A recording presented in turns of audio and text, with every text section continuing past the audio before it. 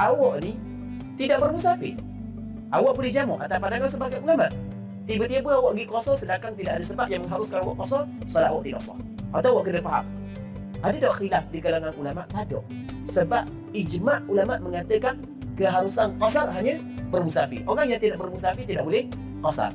Kalau orang tu sakit, kampung dia sekian, lepas tu dia kena bawa ke hospital sekian, dalam tempoh masa tidak memutuskan safar, maka tak ada masalah dia nak jamak. Sebab dia jamak saat itu bukan kerana sakit, tapi kerana bermusafir.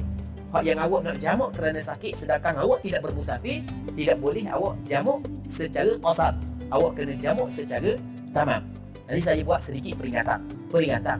Seorang yang ingin mengerjakan solat jamak dengan sebab tertentu, dalam nota kaki saya contohkan, seperti jamak kerana sakit berdasarkan pandangan sebagian ulama fiqh mazhab Syafi'i, sedangkan dia tidak bermusafir, tidak boleh dia mengerjakan solat tersebut secara qasar dengan kesepakatan ulama. Tak ada khilaf dalam bab.